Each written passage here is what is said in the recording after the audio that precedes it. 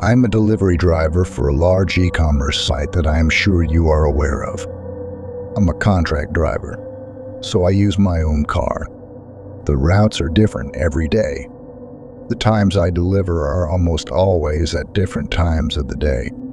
But there's something about this job that I really enjoy, the solitude.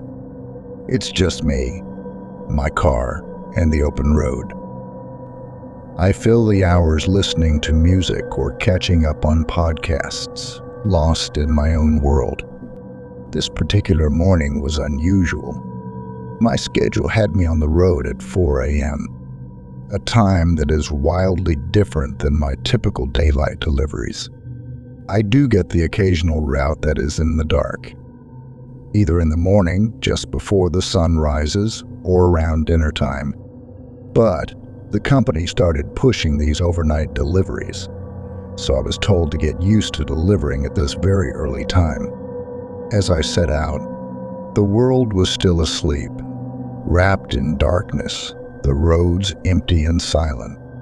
Little did I know, this delivery would be far from ordinary. This route was way out in the country, far from the usual city and suburban areas I'm used to. Driving down those gravel roads in the middle of nowhere felt eerie. Sometimes, I delivered to bright apartment complexes or quiet, friendly neighborhoods. Areas that have streetlights and everyone has their porch light on. But that morning it was just me, the stars, and an endless stretch of darkness. My GPS was my only guide, leading me through narrow, winding paths. No streetlights, no signs of life, just the unsettling blackness around me. As I got closer to my next delivery, this creeping sense of unease took hold. You know that feeling you get when something just doesn't feel right? That's what it was like. I remember thinking, why would anyone need a delivery out here at this hour? Sometimes folks just really need some random thing from that site that can get you anything. But out here, this early, it felt off. The house finally came into view, looking like it had been forgotten by time.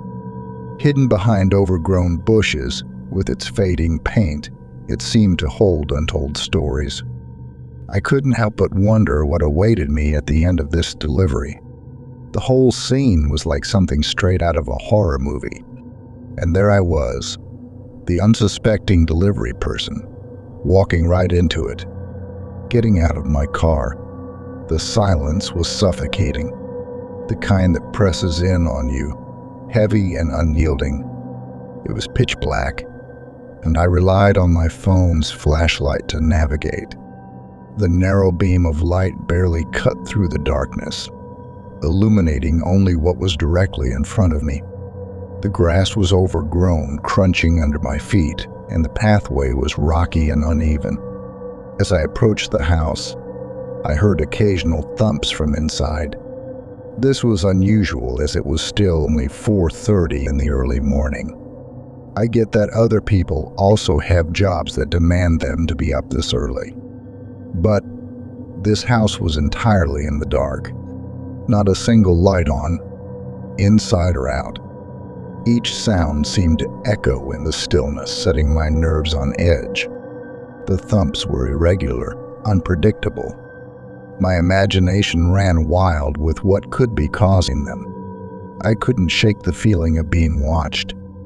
The darkness around me felt alive, like it was closing in. With every step towards the porch, my heart raced faster. I was vulnerable, exposed, with the blackness surrounding me, hiding who knows what. The thumps continued, a sinister soundtrack to my approach. I remember thinking, what have I gotten myself into? Then, as I reached the porch, a shadow moved. It was so sudden, so unexpected, that I froze. It was too big to be an animal, and it seemed too silent to be human. My mind raced, trying to make sense of it, but fear clouded my thoughts. I was about to find out that this delivery would be unlike any other I had ever made. As I stood there, frozen, the front door of the house burst open. This massive guy, looming like a shadow, emerged. In his hand, he clutched something that glinted in the dim light of my phone. Was it a flashlight? Was it a gun? Was it a knife? I couldn't tell in the complete darkness. His presence was intimidating, his anger palpable. He shouted, demanding to know why I was trespassing. His voice boomed, filled with a rage that echoed in the silent night. I tried to explain, holding out the package, with hands shaking uncontrollably, but my words seemed to fuel his fury. I couldn't tell if he didn't believe me, or maybe he thought I was stealing the package in my hands. He stepped forward, the distance between us shrinking rapidly.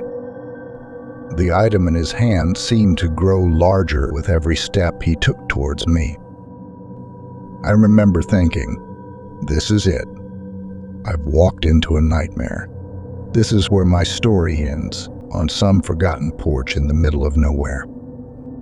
Panic surged through me, but I stood there, rooted to the spot, faced with the wrath of a man I didn't know. Then something unexpected happened.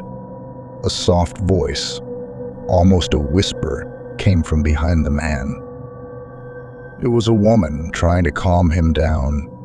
She told him I was just the delivery person. It felt like hours before he finally backed down. I handed over the package, eager to leave. As I turned to go, the woman whispered something chilling. Be careful. Not everyone around here is what they seem. I didn't wait to ask what she meant. I rushed to my car and drove off, not stopping until I was far away from that place. On the drive back, the feeling of unease clung to me like a shadow. Every glance in the rearview mirror, I half expected to see someone or something following me through the darkness. The memory of the woman's words, her hushed, ominous warning replayed in my mind. Be careful. Not everyone around here is what they seem. Her tone, her demeanor, it hinted at something more sinister lurking within that house. Secrets veiled by the night. Was she talking about her husband? Was he even her husband? Was she once warned in the same way that she was warning me? That morning, that delivery, it left a mark on me. I've since sworn off those eerily early deliveries. I steer clear of that remote part of the countryside. Some mysteries, some places, they hold stories you don't want to be a part of. It's better to leave them undisturbed, hidden in the cloak of darkness.